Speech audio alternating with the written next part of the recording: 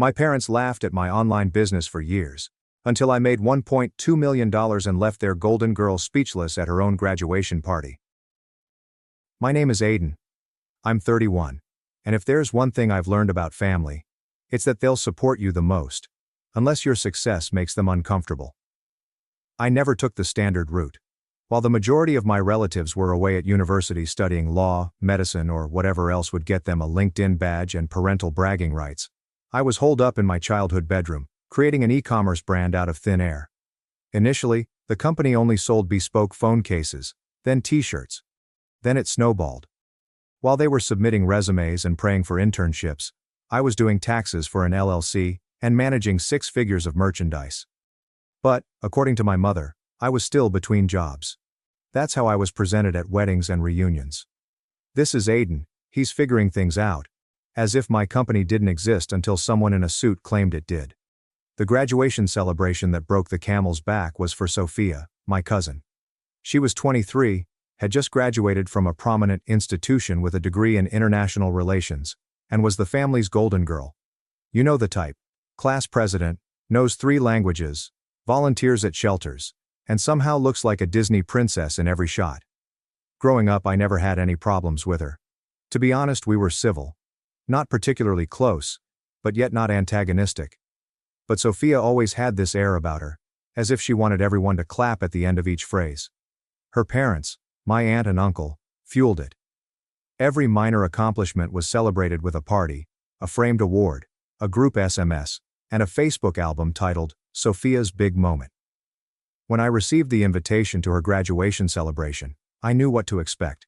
A catered outdoor affair at their suburban home, complete with string lights, champagne, and an exorbitant tent rental. What I didn't foresee was the role I would be assigned. When I arrived, I drove up a little early to avoid the usual bustle, only to be met by Aunt Kara, Miller's mother, waving a neon vest as if I'd just clocked in for work. "That's fantastic, Aiden. We hoped you could assist with the parking situation. We have cars backing up down the street." No hello. There was no, "Thanks for coming." Just a vest, a walkie-talkie, and a pat on the back, as if I were a college freshman working valet on weekends. I blinked at her. "I am not working at the party, Kara.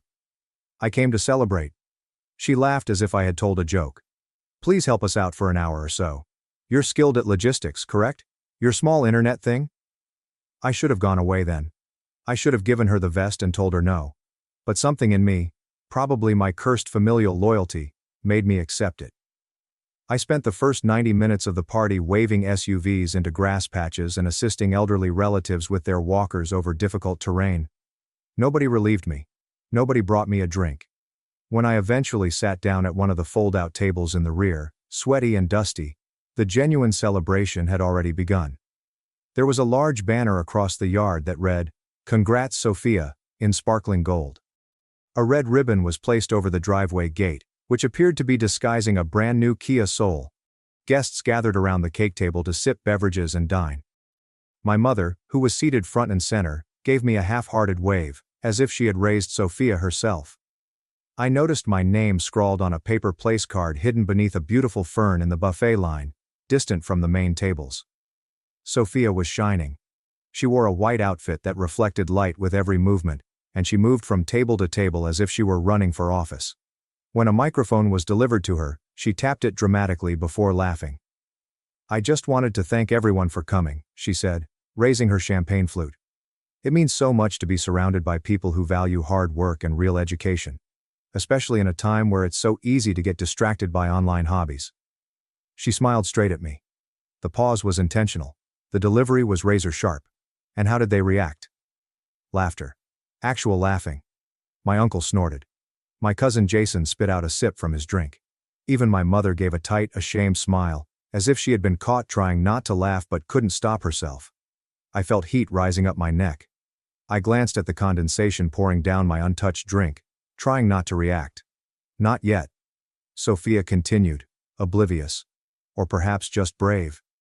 "Some of us spent 4 years pursuing a degree that signifies something. Sorry, not sorry." More laughs. She clinked glasses with a few close guests before returning the microphone like a teen drama drop the mic scene. My mother looked across at me, gave a slight shrug and said, "She didn't mean it." The fact is, I didn't care about the car.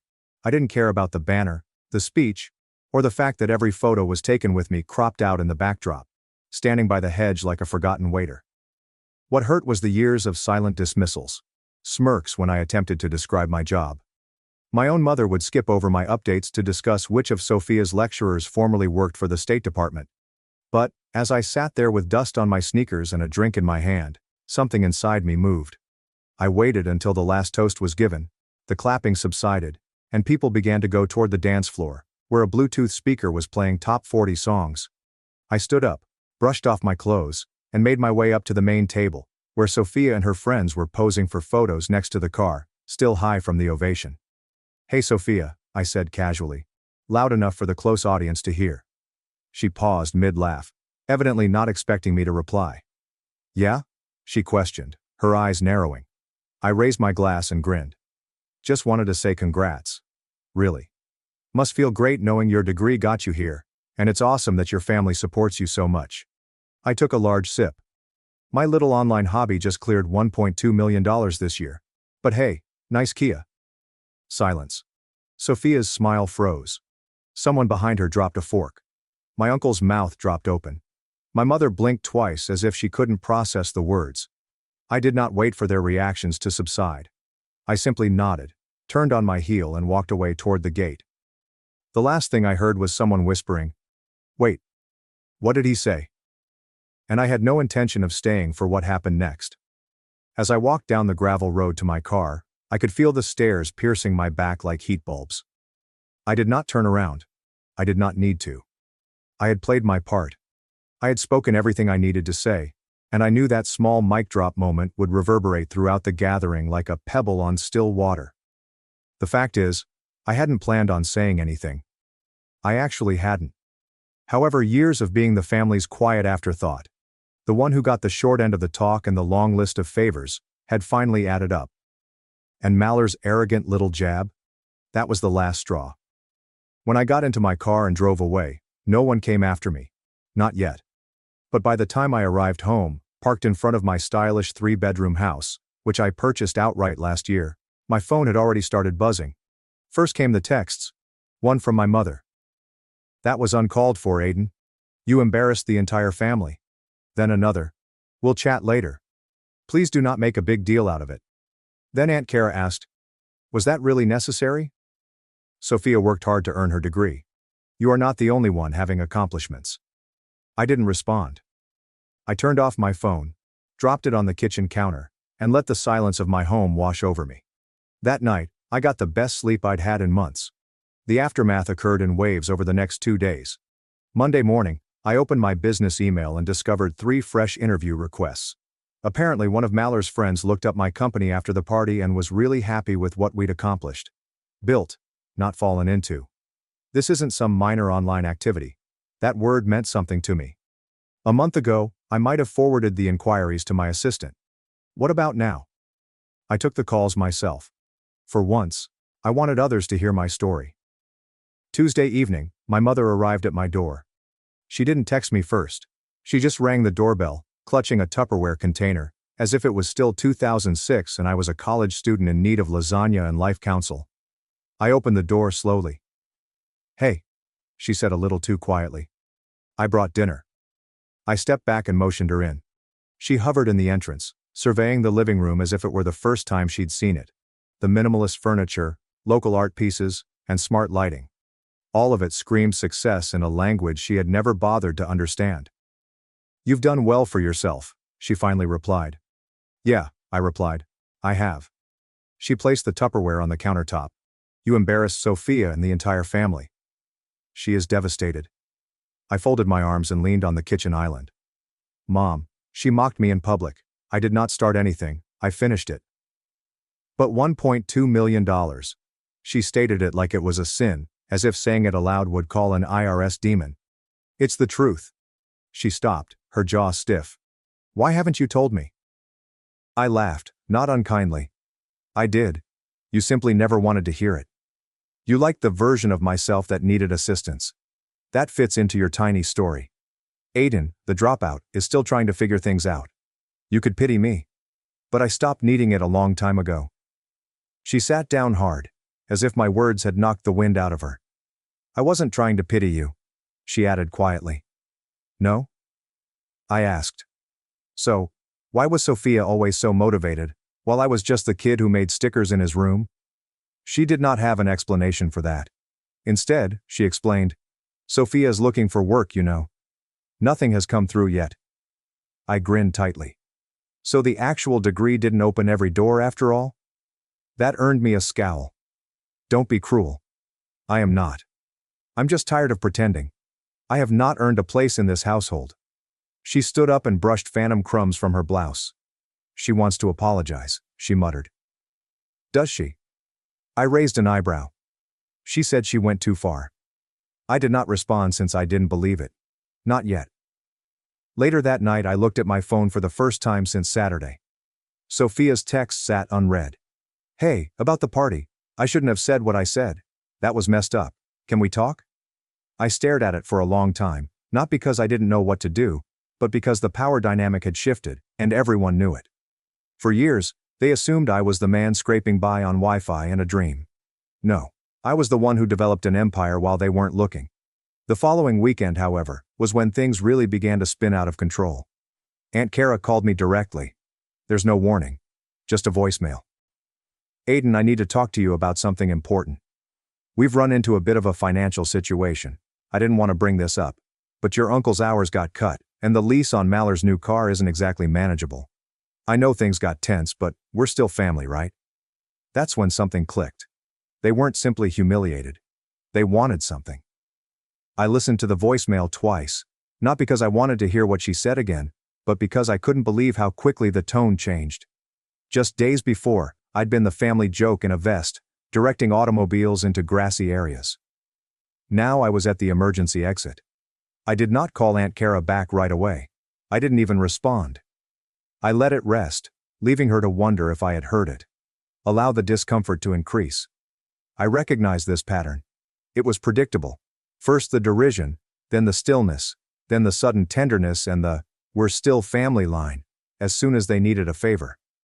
And make no mistake, this was a favor. A pricey one. I sat down at my kitchen table, opened my laptop, and went to Sophia's Instagram.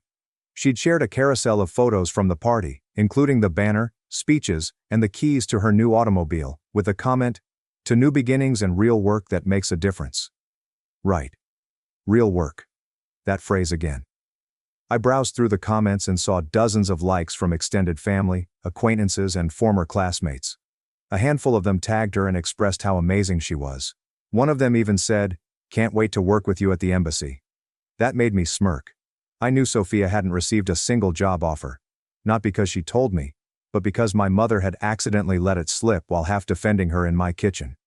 The girl who toasted to genuine degrees and derided internet hobbies was now 3 months into post-graduation unemployment, and plainly stressed out. Still, I had no plans to do anything. I wasn't looking for blood. Not yet. Then came the second call. This one came from my uncle. Aiden, hello. I just wanted to clarify the air. You know we love you. Always have. What about the whole party thing? Just a little playful taunting. Sophia has a great sense of humor, doesn't she? She takes after her father. He grinned nervously. Kara mentioned the lease and left you a message. We're simply a touch tight this month. It would be very appreciated if you could float us the first few installments to keep things running smoothly while Sophia settles in. I mean, you did say your business was going great, right? I sat there in startled stillness, clutching my phone like a live grenade. The arrogance was nearly artistic. There was no mention of the years I had spent quietly footing costs for birthday gifts, Christmas feasts, or family emergencies, while they offered me folding chairs and backhanded compliments. There was not a single acknowledgement that Sophia's words were cruel, not mocking, humorous, or a joke. No apologies. Just more entitlement. Simply more of the same. That's when I opened the spreadsheet I'd saved for years. Not excessively. Just be methodical. Every dollar I'd ever given or spent on this family. From the $300 I loaned Jason for textbooks, which he never paid back, to the $2,000 I lent Kara and her husband, when their roof began leaking 2 winters ago. I had been guilted into doing every favor. I paid every bill quietly to keep the peace. What is the grand total? $42,860. $42,860, not including interest. Not including emotional labor. Not to mention the way they made me feel like a glorified piggy bank with no actual accomplishments. I looked at the number for a long time. Then I took a big breath and began crafting a note for Sophia. Hey, got your text. Been thinking about it. Appreciate the apology, but I've been thinking maybe it's time for some clarity. For everyone's sake. You're right, by the way. You did work hard. I just don't think that justifies mocking other people's success, especially when you don't fully understand it. But more than that, I'm realizing that I've spent years investing in this family, financially and emotionally, and all I've gotten in return is dismissiveness. I read it twice. No venom. There is no gloating. It's just a line in the sand. Then I forwarded a variation of that communication to my uncle, aunt, and, more delicately, my mother. She called right away. Aiden, can we discuss this? You cannot just... Yes, I interrupted calmly and clearly. I can. And I just did. There was a pause at the other end of the line. For the first time, she did not have a script. I didn't know what to say. Did you really earn more than $1 million last year? Yes. How? You never asked. Another prolonged stillness. What do you want us to do? She asked, her voice low. And that question stayed with me for a moment. Because that was the point, wasn't it? I did not want them to do anything. I just wanted them to stop expecting me to handle everything. I abruptly ended the call. Not out of spite, but because I didn't feel obligated to perform for anyone. The mask was off. The bank was closed. The family's joke had finally been told. Sophia had not responded to my mail for 2 days. I assumed she was either stewing, preparing a faux gracious response, or too humiliated to say anything at all. I honestly didn't care. I had spoken my piece. The weight that had been resting on my chest for years, guilt, obligation, the continual sense of being seen but never valued, was finally lifted. For the first time in forever, I felt light. Then on the third day, I received a calendar invitation. Subject: Coffee by Sophia Summers. Time: Saturday at 10 a.m., Café Alder is located downtown. I stared at it for a moment, trying to decide whether to decline. But a part of me was curious. I accepted, not because I expected a heartfelt apology, but because I wanted to see her in the eyes and discover what, if anything, was genuine beneath all of her polished superiority. Saturday morning rolled around. It's gray and rainy. I thought it was fitting. I arrived 10 minutes early and got a black coffee with no frills or distractions. She arrived 5 minutes late, dressed in a cream blazer, heels and a countenance full of well-managed humility. Even amid the rain, Sophia dressed as if she expected to be in the spotlight. Aiden, she murmured with a little smile as she took the seat across from me. Thank you for coming. I didn't expect you to show, I said quietly. Neither did I, she said. But here we are. We sat in silence for a beat. She stirred her cappuccino as if it were an art project. I read your message, she finally replied. Twice. Okay. And you're right. I raised an eyebrow. I was awful, she said. Not only at the party. For years. I made fun of your work because I didn't comprehend it. And, to be honest, I was jealous. This caught me by surprise. Jealous? I echoed. Yeah, she replied, not meeting my gaze. You found your thing. You made it work. Meanwhile, I am sitting here with a shiny degree, no job prospects, and a car that my parents cannot afford. The joke I told at the party? It was less about you, and more about me trying to feel better about my situation. I waited for her words to settle. I did not rush to forgive. I wasn't sure if I wanted to. I appreciate you saying that, I said slowly and deliberately. But that won't undo years of jabs. Of being treated as if I were less than. By everyone, including my own mother. I know, she whispered. That is on me, and they. All of us. I nodded, my gaze locked on the rain pouring down the window beside us. Why did you actually ask me here, Sophia? She bit her lip. Not for money. I swear. Good, because the door is closed. She nodded swiftly. I understand. I did not come to ask for help. I just wanted to own it. Publicly. I looked at her, puzzled. Publicly? That was when she dug into her bag and took out her phone. She opened her Instagram app, turned the device toward me, and pressed the record button on a story. "Hi everyone," she said, nervously smiling into the camera. "So, this is a little uncomfortable, but it's time I say something." I sat frozen as she kept recording. At my graduation celebration last week, I made a disparaging remark about online firms and those who work outside of the established system. It was petty, harsh, and absolutely inaccurate. My cousin Aiden is one of the most determined and successful individuals I know. He started his firm from scratch, with no handouts or shortcuts, and I publicly mocked him for it. That is my fault, and I apologize not only to him, but to everyone I impacted with that attitude. Real success does not come with a diploma. It requires work. And Aiden, if you're watching, thank you for calling me out. I needed it. She paused the video, posted it without hesitation, and returned the phone to her purse. I blinked. It was unexpected. She shrugged. "I deserve to feel embarrassed. You were, for years. It is only fair." For the first time in a long time, I saw her not as Sophia the golden girl, but as a young lady attempting to detangle herself from the image her family had created for her, and possibly from the one she had created for herself. "You're lucky I'm not a petty man," I added with a tiny smile. She smirked. "Don't push it." We talked for another hour, but not about money, careers, or family politics. Just about life, travel, books. We never shared the tiny things because we were always competing or avoiding each other. When we eventually rose up to leave, she hugged me. Not just a slap on the back, but a genuine hug. A peaceful one. The type that says, "I understand now." A week later my mother called. "Did you see the video?" she asked hesitantly. I did. She didn't even tell us she was posting it. She didn't need to.